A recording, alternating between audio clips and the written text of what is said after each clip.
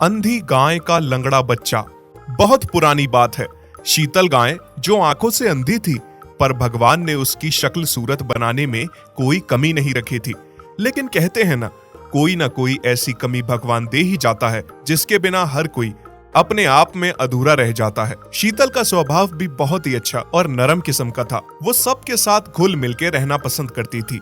वही बाकी गायें उसे पसंद नहीं करती थी, क्योंकि वो अंधी थी, जिस वजह से उसके साथ कोई भी दोस्ती नहीं करना चाहता था। सभी साथ मिलकर घास चरने जाते, लेकिन उसे अपने साथ नहीं ले जाते। वो हमेशा अकेले ही घास चर के आया करती थी। शीतल भले ही आंखों से अंधी थी, लेकिन उसके सूंघने और सुनने की शक्ति बहुत तेज थी। उसके कान हल्की सी आहट को भी पहचान लेते थे और उसकी नाक हर खुशबू को अच्छे से जांच लेती थी, जिस वजह से वो घास की ओर खिंची जाती थी और वहीं पर घास चरा करती थी। फिर एक दिन की बात है।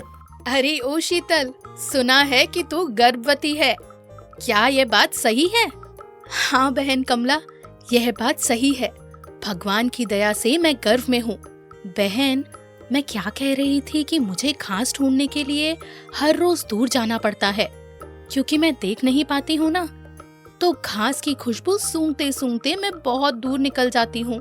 क्या तुम मुझे कुछ दिन तक अपने साथ चढ़ने के लिए साथ ले जाया करोगी? क्योंकि तुम सब तो देख सकती हो ना, जहाँ पर तुम चरा करोगी वहीं पर मैं भी थोड़ी सी घास खा लिया करूँगी। क्योंकि अब मैं गर्भवती हूँ तो मेरा ज्यादा दूर तक जाना ठीक नहीं है। जंगल में बहुत खतरनाक और खूंखार जानवर है। अगर उनकी नजर मुझ पर पड़ गई तो ऐसी अवस्था में मैं जंगल से बिना आंखों के भाग भी नहीं पाऊंगी। तुझे हम अपने साथ ले जाए, ये तूने सोच भी कैसे लिया? बहन, थोड़े दिनों की ही बात है। उसके बाद फिर जब मेरा बच्चा आ जाएगा वह तो देख ही सकेगा ना। फिर मुझे किसी बात की चिंता नहीं रहेगी। मैं तुम लोगों को जो आए दिन तंग करती हूँ ना, कभी तंग भी नहीं करूँगी। वह मेरा सहारा बनेगा। मैं उसके साथ उसके सहारे घास चढ़ने जाया करूँगी। बस थोड़े दिन की बात है। थोड़ी सी मदद कर दोगी तो भगवान तुम्हारा भला करेगा, क्योंकि इस समय मुझे भरपूर आहार की बहुत जरूरत है। भरपूर आहार की जरूरत है तो हमें क्या है? हमने कौन सा तेरा ठेका ले रखा है? जाकर खुद चर, जैसे पहले से चरती आ रही है। गर्भ से क्या हो गई? तू तो अपने आप को महारानी समझने लगी। हमारे पास ऐसे गैरों के लिए समय नहीं है। तूने सोच भी कैसे लिया कि तेरे जैसी अंधी को हम मदद करेंगे और तुझे अपने साथ ले जाएंगे? वैसे तू क्या सोचती है, तेरा बच्चा कोई स्वस्थ पैदा होने वाला है? तेरा बच्चा भी तेरे जैसा ही पैदा होगा। सभी शीतल पर हंसने लगते हैं और उसका मजाक उड़ाते हैं। सबकी बातें सुनकर शीतल बहुत दुखी होती है और रोने लगती है। नहीं बहन, मेरे बच्चे के बारे में ऐसी अशुभ बातें न करो।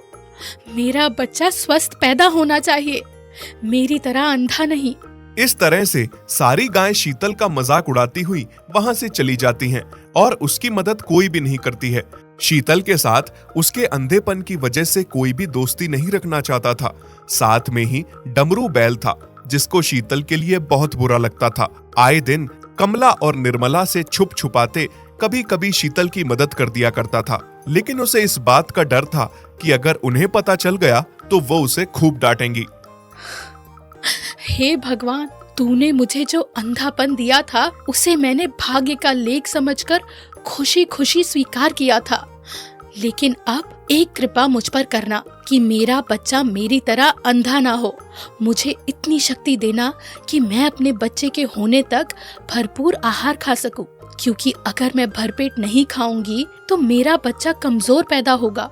एक बार मेरा बच्चा पैदा हो जाए बस, फिर मुझे किसी बात की चिंता नहीं है। फिर सब ठीक हो जाएगा। तभी डमरू बैल शीतल के लिए बहुत सारी हरी हरी खूब सारी घास लेकर आता है। ये लो शीतल, जल्दी से खा लो, इससे पहले कि निर्मला, कमला और बाकी सब देख लें, फिर तुम पर गुस्सा करने लगेंगे। मैं नहीं चाहता कि ऐसी अवस्था में तुम्हें कोई बातें सुनाकर दुखी करे। और तुम बिल्कुल भी चिंता मत करना, जब जब मुझे समय मिलेगा मैं सबसे छुपते छुपाते तुम्हारे लिए कुछ न कुछ खाने के लिए लेकर आता रहूंगा। धन्यवाद डमरू, तुम कितने अच्छे हो। इस तरह से शीतल के बुरे दिन में डमरू उसकी अच्छी मदद करता था, लेकिन बाकी सब शीतल के बिल्कुल भी पास नहीं आते, उल्टा उसे घृणा की नजर से देखते थे। और जैसे तैसे शीतल के प्रसव के दिन पास आए और शीतल ने एक बेटे को जन्म दिया। लेकिन भाग्य का लिखा हुआ भला कौन मोड़ सकता है। शीतल ने अपने जैसे अंधे बेटे को तो नहीं, लेकिन लंगड़े बेटे को जन्म दिया। अरे अरे, ये क्या शीतल, तुम्हारा बेटा तो अपने पैरों पर खड़ा ही नहीं हो पा रहा है। क्या भगवान, मेरा बच्चा अपने पैरों पर खड़ा क्यों नहीं हो पा रहा है? यह इसलिए नहीं उठ पा रहा है क्योंकि यह तो एक टांग से लंगड़ा है। ऐसा ना कहो बहन, ऐसा नहीं हो सकता, ऐसा ही है। अरे शीतल देख ले, तेरा बेटा लंगड़ा निकला। तुम्हारा पूरा खानदान ही अंधे और लंगड़ों से भरा हुआ है। सभी मिलकर शीतल के बेटे के लंगड़ेपन का मजाक उड़ाते हैं। शीतल अपने बेटे के लिए बहुत दुखी थी कि भगवान ने उसे भी अपाहिज पैदा कर दिया है। ऐसे ऐसे थोड़े दिन बीतते गए। शीतल को बस अब इस बात की चिंता थी कि उसके बेटे का उसके बाद कौन ध्यान रखेगा, कौन उसे खाना ला कर देगा, क्योंकि वो तो लंगड़ाता हुआ चलता था। उसे खूंखार जानवरों का भी डर था कि कहीं वो उसके बच्चे को अपना शिकार न बना ले। लेकिन जैसे तैसे दिन बीतते गए, शीतल का बेटा उससे कहता है, माँ, तुम हमेशा चिंता में क्यों रहती हो? बस करो, तुम चिंता मत करो। मैं हूँ ना, मैं एक टांग से लंगड़ा हूँ तो क्या हुआ, बाकी 3 टांगे तो हैं। थोड़ा बहुत तो मैं चल ही पाता हूँ। आज के बाद जहाँ मैं तुम्हें घास चरने के लिए ले जाऊंगा, तुम ठीक मेरे पीछे पीछे चलना, क्योंकि तुम्हें दिखाई नहीं देता है। आज के बाद मैं तुम्हारी आंखें बनूंगा माँ। अच्छा, मेरा बेटा इतना बड़ा हो गया है कि अब अपनी माँ की जिम्मेदारी उठाएगा। इस तरह से शीतल का बेटा अब अपनी माँ के आगे आगे चलता। जहाँ उसे अच्छी घास दिखती वहाँ पर रुक जाता और फिर दोनों माँ बेटे मिलकर घास खाकर शाम को घर वापस आ जाते। इस बात से बाकी सब बहुत जला करते थे कि अब शीतल का बेटा बड़ा हो गया है और वो अपनी माँ की मदद करता है, उसका ध्यान रखता है और उसे घास चरने जंगल भी ले जाता है। देख तो कमला, इस शीतल के हाव भाव कितने बदल गए हैं जब से इसका बेटा इसकी घास चराने में मदद कर रहा है। ये तो किसी की तरफ देखती भी नहीं है। हाँ निर्मला, तुम सही कहती हो।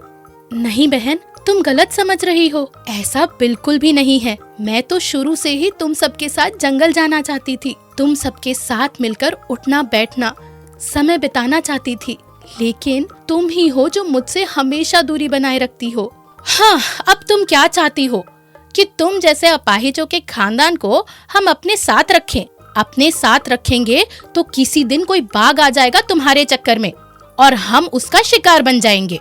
ठीक कह रही हो निर्मला बहन, जंगल तो तुम माँ बेटा दोनों दूर दूर तक जा रहे हो, लेकिन किसी दिन बाघ का शिकार बन के नहीं आ जाना।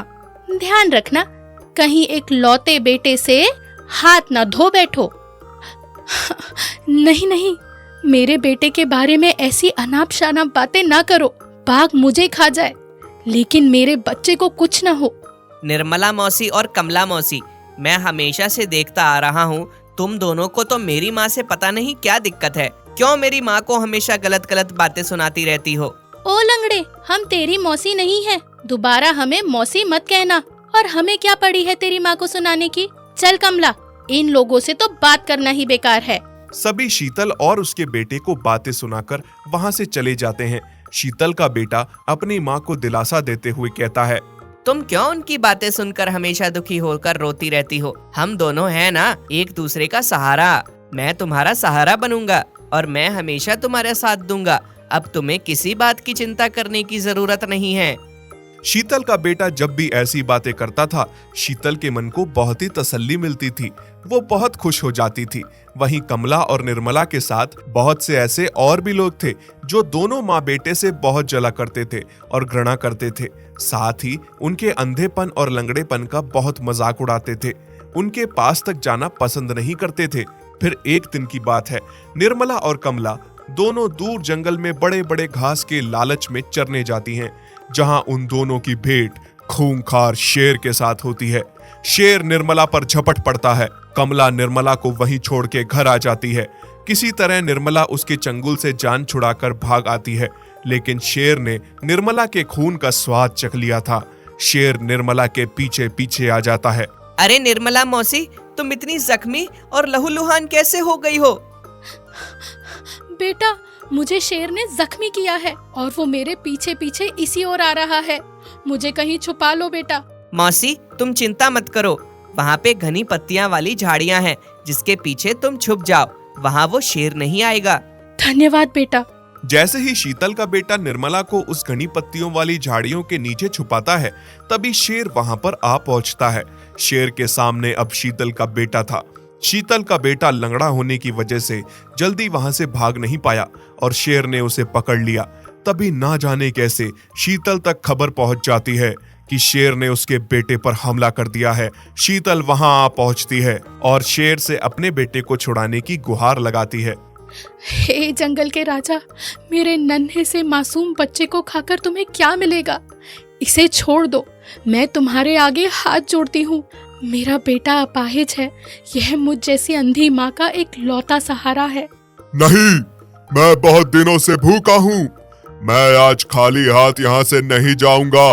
मुझे यहाँ से किसी न किसी को अपना शिकार बनाकर ले जाना ही है। अगर ऐसी बात है शेर महाराज, तो तुम मेरे बेटे को छोड़कर मुझे अपना शिकार बना लो। मैं मरने के लिए तैयार हूँ। अगर तुम्हारी यही इच्छा है तो फिर ठीक है, मैं तुम्हारे बेटे को छोड़ देता हूँ और तुम्हें ले जाता हूँ। बेटा, मेरे जाने के बाद तुम अपना ख्याल रखना। नहीं माँ, मैं आपके बिना कैसे रहूंगा? बेटा, सभी तुम्हारे साथ है। तुम्हारी निर्मला मौसी, कमला मौसी, डमरू और बाकी सब बहुत अच्छे हैं। सब तुम्हारा ख्याल रखेंगे मेरे जाने के बाद। इस तरह से शेर शीतल के बेटे को छोड़कर शीतल को अपना शिकार बनाकर वहां से ले जाता है। शीतल का बेटा अपनी माँ के लिए बहुत रोता है, लेकिन शेर किसी की एक नहीं सुनता। वहीं निर्मला, कमला और बाकी सब गाय बैल आसपास छुपके यह दुख भरा नजारा देख रहे होते हैं, लेकिन किसी ने भी शेर के डर से बाहर आने की हिम्मत न की। इस तरह से निर्मला की आंखें खुल जाती हैं। मैं कितनी गलत थी, कमला के साथ मिलके कितना सताती थी दोनों माँ बेटे को, कितना बुरा भला कहती थी, शीतल के अंधेपन का मजाक उड़ाती थी। आज मेरी वजह से ये अपाहिज बच्चा अनाथ हो गया। शेर तो मुझे अपना शिकार बनाने वाला था और बलि चढ़ गई बेचारी शीतल। बहुत शर्मिंदा हूँ मैं इन सब के लिए। इसके बाद निर्मला ने कमला जैसी मतलबी सहेली के साथ सारे बुरे साथियों का साथ छोड़ दिया और शीतल के बेटे को अपना मानकर अपना लिया और बहुत अच्छे से एक माँ बनकर उसका पालन पोषण करने लगी। साथ ही बाकी सब गाय और बैल अब शीतल के बेटे को अच्छे से प्यार देते थे। एक समय की बात है, एक हरा भरा गांव जो फूलों और बगीचों के बीच में था। उस गांव में एक बहुत ही सुंदर गाय रहती थी जिसका नाम गोरी था। गोरी अपने मीठे और शुद्ध दूध के लिए बहुत ही प्रसिद्ध थी। अपनी ओर से गोरी हमेशा अपने मालिक को बहुत खुश रखती थी और भर भर के दूध देती थी। लेकिन गोरी के लाख कोशिश करने पर भी उसका मालिक, जिसका नाम महुआ था, वो कभी भी नहीं खुश होता था। वो कभी भी गोरी से संतुष्ट नहीं होता। वो उससे और अधिक चाहता था। दूध लेने में वो जरा भी भूल नहीं करता था। समय से पहले ही वो गोरी से दूध निकाल लेता था। लेकिन जब गोरी के खाना खाने की बारी होती थी तो वो गोरी को बहुत ही कम चारा देता था, जिससे गोरी का पेट ही नहीं भरता था और हर दिन उससे उम्मीद लगाता था कि वो ज्यादा से ज्यादा दूध दे। अरे अरे गोरी, सुन, तेरा दूध सब लोगों को बहुत पसंद है। बहुत ही फरमाइश कर रहे हैं लोग तेरे दूध की, तो तू कोशिश कर ज्यादा से ज्यादा दूध देने की। मालिक, मेरे अंदर जितना दूध बनता है मैं सारा का सारा आपको दे देती हूँ। यहाँ तक कि आप मेरा दूध थोड़ा सा भी मेरे बच्चे के लिए नहीं छोड़ते हैं, जबकि सबसे पहला हक मेरे दूध पर मेरे बच्चे का है। आप उसके लिए भी नहीं छोड़ते। आप जितना मेरे लिए करते हैं मैं उससे ज्यादा आपको लौटा देती हूँ। मेरे अंदर बस इतना ही दूध बनता है। अब मैं इससे ज्यादा दूध आपको नहीं दे सकती। देख गोरी, अगर तू इससे ज्यादा दूध नहीं देगी ना तो फिर तेरे खाने में भी मैं कमी कर दूंगा। याद रखना, जितना चारा मैं तुझे देता हूँ उससे आधा खिलाऊंगा, क्योंकि चारा बहुत महंगा हो गया है जो पैसों से आता है। मुझे बहुत कम पैसे बचते हैं। तुम्हें ही खिलाता रहूंगा तो अपना कब देखूंगा। नहीं मालिक, आप ऐसा ना करें। आप पहले ही मुझे बहुत कम खाना देते हैं। कृपया मालिक, ऐसा ना करें। दुष्ट महुआ गोरी को यह सब कह के वहां से चला जाता है। उसे किसी भी चीज से कोई फर्क नहीं पड़ता था। उसे बस अपने धन कमाने से मतलब था। बेचारी गोरी बहुत चिंता में आ जाती है। मालिक कितने क्रूर है ना, उनके सीने में तो दिल ही नहीं है।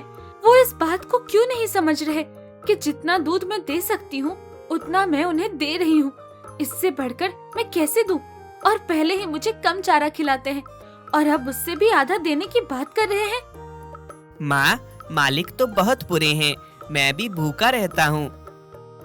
माँ, वो मुझे भी दूध पीने नहीं देते और मुझे तुमसे इतना दूर बांध देते हैं। माँ, मुझे तुम्हारे रात में बहुत याद सताती है। मैं तुम्हारे करीब रहना चाहता हूँ और जी भर के तुम्हारा दूध पीना चाहता हूँ। जानती हूँ मेरे बच्चे, मैं तुम्हें अपना माँ का प्यार भी नहीं दे सकती, क्योंकि हमें बहुत बुरे मालिक मिले हैं जो हम माँ बेटे को एक दूसरे से अलग रखते हैं। उन्हें किसी चीज से मतलब नहीं है बेटा, बस दूध से मतलब है और अपनी कमाई से। अरे ओ महुआ, तू अपनी गाय को कितना कम चारा खिलाता है। हालांकि तेरी गाय का दूध गांव में सबसे अधिक प्रसिद्ध है। तुझे इस बात की खुशी मनानी चाहिए और अपनी गाय का धन्यवाद करना चाहिए और उसे खूब चारा खिलाना चाहिए। लेकिन तू ठीक उससे उल्टा करता है। तू उसे हमेशा कम चारा खिलाता है। बहुत बुरा इंसान है रे तू। अपने काम से मतलब रखो, तुम दूसरों के काम में टांग मत अड़ाओ। और वैसे भी चारा इतना महंगा हो गया है कि उसे चारा ही खिलाता रहूंगा तो खुद क्या बचाऊंगा। अगर तुझे चारा इतना ही महंगा लग रहा है तो तू पास में ही जंगल में अपनी गाय को गांव की बाकी गायों के साथ चराने क्यों नहीं बेचता? जैसे हम बाकी के ग्वाले अपनी अपनी गायों को चरने के लिए छोड़ आते हैं, फिर तेरी भी तो गाय शाम तक अच्छे से पेट भर के आ जाएगी। लेकिन तू है कि उसे घर से ही बाहर नहीं निकालता। देखना, तेरी गाय गोरी बेचारी कितनी दुबली पतली और कमजोर हो गई है। अगर तू इसे अच्छे से खिलाता पिलाता तो क्या पता तेरी जो उम्मीदें हैं गोरी से ज्यादा अच्छे दूध की, शायद वो पूरी हो जाती। देख शंभू, मैंने तुझे 1000 बार कहा है कि दूसरों के घर में ताका झाकी मत कर, अपने काम से मतलब रख। मुझे अपने से पता है कि मुझे क्या करना है। ठीक है भाई, तुझे जो करना है कर। हाँ, लेकिन इतनी बात मैं कह देता हूँ, हमारी गाय भले ही ज्यादा दूध नहीं देती होगी, लेकिन हम उन्हें अच्छे से खिलाते पिलाते जरूर हैं, क्योंकि गाय माता को अच्छे से खिलाने पिलाने से पुण्य मिलता है और घर में सुख संपत्ति आती है, जो तेरे घर में बिल्कुल भी नहीं है। एक पत्नी थी, उसे भी तूने भगा दिया। अब तेरे ना कोई आगे है ना पीछे है। यह कहकर महुआ का पड़ोसी वहां से चला जाता है। महुआ पर तो उसके पड़ोसी की बातों का जैसे कोई असर ही नहीं हुआ था। दरअसल महुआ एक बहुत ही बुरा इंसान था। उसके घर में सिवाय उसकी पत्नी के कोई नहीं था, लेकिन उसकी हरकतों से तंग होकर उसकी पत्नी भी उसे छोड़कर चली गई थी। अब उसके पास एक ही गाय गोरी बची थी, जिसे वो भी अच्छे से नहीं रख पा रहा था। गोरी को बहुत कम चारा खिला के उससे ज्यादा दूध की उम्मीद करता था। अरे ओ गोरी, मैं क्या कह रही थी, तू ऐसा कर, हमारे साथ पास वाले जंगल में घास चरने के लिए चल। हम सारी गायें मिलकर सुबह जाती हैं और शाम तक खूब पेट भर के चर के लौटती हैं। देख, तेरा बच्चा कितना दुबला पतला हो गया है। तेरा वो क्रूर मालिक ना तो तुझे ढंग से खाना खिलाता है और ना ही तेरे बच्चे को दूध पीने देता है। तेरे बच्चे को भी उसने तेरे से कितना दूर बांध के रखा होता है। तो ऐसा कर, हमारे साथ चल और वहाँ पे चोरी छुपके से अपने बच्चे को भी थोड़ा सा दूध पिला दिया करना। हाँ, क्या तुम सही कह रही हो? लेकिन मेरे मालिक मुझे कहाँ भेजेगा, जिसने कि आज तक मुझे खूंटे से भी कभी नहीं खोला है और बाहर निकलने ही नहीं दिया है। वो कहाँ मुझे जाने देगा। फिर भी मैं एक बार मालिक से बात करती हूँ, क्या पता मालिक मान जाए और इसी बहाने मेरा बच्चा भी थोड़ा मेरा दूध पी लेगा। हाँ लीला मौसी, अब मैं और माँ भी बाहर जाएंगे। माँ, तुम सच में मालिक से बात करो ना, वो हमें बाहर चरने के लिए जाने दें। वहाँ पर चोरी से मैं तुम्हारा दूध भी पी लूंगा और मालिक को पता भी नहीं चलेगा। हाँ मेरे बच्चे, मैं भी तुम्हें दूध पिलाना चाहती हूँ। मालिक, मैं क्या कह रही थी, जैसे गांव की सारी गायें पास के जंगल में घास चरने जाती हैं, उनकी तरह क्या मैं और मेरा बच्चा भी रोज घास चरने चले जाया करेंगे और शाम को पेट भर खाकर वापस आ जाएंगे।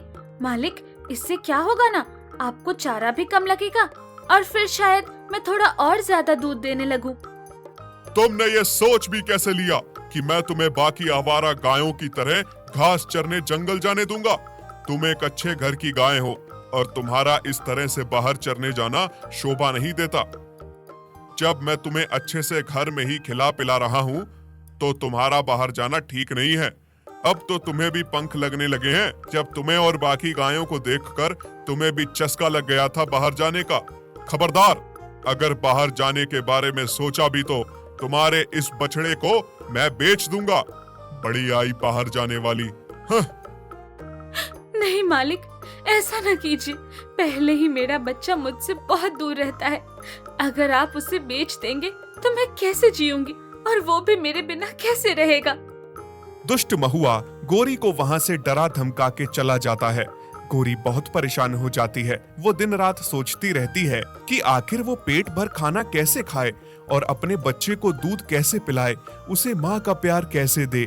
थोड़े दिनों में गोरी का बच्चा दूध ना मिलने के कारण बहुत ही कमजोर हो गया था और साथ में ही बहुत बीमार पड़ जाता है, जिसे देख गोरी बहुत परेशान हो जाती है। भगवान, मेरा बच्चा कितना दुबला पतला हो गया है, दूध ना मिलने के कारण कितना कमजोर हो गया है और बीमार रहने लगा है। अब तो कोई उम्मीद भी नहीं बची है। हे भगवान, मैंने ऐसे कौन से कर्म किए हैं, कौन सा ऐसा पाप किया है जो तूने मुझे और मेरे बच्चे को इतनी बड़ी सजा दी? किस जन्म का मुझे श्राप लगा है कि मैं हमेशा खूंटे से बंधी रहती हूँ, कभी बाहर ही नहीं निकल पाती, अपने बच्चे को माँ का प्यार नहीं दे पाती। गोरी सोच रही थी कि तभी वहां गंगा आ जाती है। गौरी, मैं सब जानती हूँ, तुझे तेरा क्रूर मालिक कभी बाहर नहीं जाने देगा। मैंने देख लिया है, तेरा बच्चा बहुत कमजोर हो गया है। तेरा ये मालिक चाहता ही है कि तेरा ये बछड़ा कमजोर होकर अपने आप मर जाए, क्योंकि मैंने उसकी बातें अपने कानों से अपने मालिक के साथ करते हुए सुनी है। धीरे धीरे तेरा बच्चा कमजोर होता जा रहा है। अगर तू चाहती है कि तेरा बच्चा जिंदा रहे तो तू यहाँ से चुपके से भाग जा। क्या गंगा बहन, तुम सच कह रही हो? मालिक मेरे बच्चे के बारे में ऐसी बातें कर रहे थे? हाँ गौरी, उसे किसी भी चीज से प्यार या मतलब नहीं है। उसने तुझे भी इसलिए रखा है क्योंकि तू दूध देती है और तेरे दूध को बेच के वो पैसे कमाता है। बाकी उसे किसी चीज से प्यार नहीं है। भाग जा गौरी यहाँ से, इससे पहले कि तेरा बच्चा मर जाए। गोरी ने अब ठान लिया था कि अब वो यहाँ नहीं रहेगी। वो यहाँ से अपने बच्चे को बहुत दूर ले जाएगी। साथ में ही गंगा ने उसे यह भी बताया था कि बहुत दूर एक ऐसी जगह है जहाँ पर भरपेट घास मिलती है और पीने को साफ पानी मिलता है, जहाँ पर जानवर बिना क्रूर मालिकों के आजाद और खुशहाल जिंदगी जीते हैं। बस, अब बहुत हुआ। अब मैं अपने बच्चे को लेकर यहाँ से बहुत दूर चली जाऊंगी। बहुत सोच लिया मैंने मालिक के बारे में, लेकिन वो किसी के भी सगे नहीं है। अगर मैंने थोड़ी देर और कर दी तो मेरा बच्चा मर जाएगा, इसलिए कल सुबह होते ही मैं यहाँ से चली जाऊंगी। जैसे ही सुबह का पहर हुआ, गोरी ने अपना पूरा जोर लगा के खूंटे से अपनी रस्सी को तोड़ लिया और साथ में ही अपने बच्चे को भी रस्सी से आजाद करवाया और वहां से नई मंजिल की ओर निकल पड़ी। इस नई मंजिल तक पहुंचते पहुंचते गोरी ने कई चुनौतियों का सामना किया, लेकिन गोरी ने हार नहीं मानी, क्योंकि वो चुनौतियां उसके सामने कुछ नहीं थी। जो बुरे दिन उसने उस घर में रहकर गुजारे थे, जो अत्याचार उसके मालिक ने उस पर किया और उसके बच्चे पर किए थे, उसके आगे गोरी को यह चुनौतियां कुछ भी नहीं लग रही थी। वो कई नदी नालों को पार करती गई, पहाड़ियों को चढ़ती गई, घने जंगल के बीचों बीच से निकलती गई, कुछ नए दोस्त बनाए, उनसे बहुत कुछ सीखने को मिला। फिर आखिरकार गोरी अपने मंजिल तक पहुंच ही गई। देख मेरे बच्चे, हम अपने मंजिल तक पहुंच ही आए। हाँ माँ, पर माँ, यहाँ तो कोई हमें तंग नहीं करेगा ना? यहाँ मुझे आपका दूध पीने से कोई नहीं रोकेगा ना? माँ, अब मैं आपके करीब रह सकता हूँ ना? नहीं मेरे बच्चे, अब हम दोनों आजाद हैं। ये सब कुछ मैंने तुम्हारे लिए ही किया है। यहाँ पर तुम और मैं बिल्कुल आजाद हैं। अब तुम्हें मैं जी भर के दूध पिलाऊंगी, प्यार करूंगी और फिर धीरे धीरे तुम्हें चढ़ना सिखाऊंगी और फिर कभी भी हम उन मतलबी इंसानों की बस्ती में नहीं जाएंगे। इस तरह से गोरी अपने बच्चे को लेकर क्रूर मालिक के चंगुल से बहुत दूर निकल जाती है। जहां गोरी अपने बच्चे के साथ बहुत खुश रहती है, वहां पर उसको भरपेट खाना खाने को मिलता है और साफ पानी पीने को मिलता है। साथ ही गोरी अपने बच्चे को भरपेट दूध पिलाती है और खूब प्यार करती है। यदि आप ऐसी कहानियां और देखना चाहते हैं तो हमारे चैनल को सब्सक्राइब करें और बेल आइकन पर क्लिक करें ताकि हमारी सारी नई वीडियोस आप सबसे पहले देख सकें।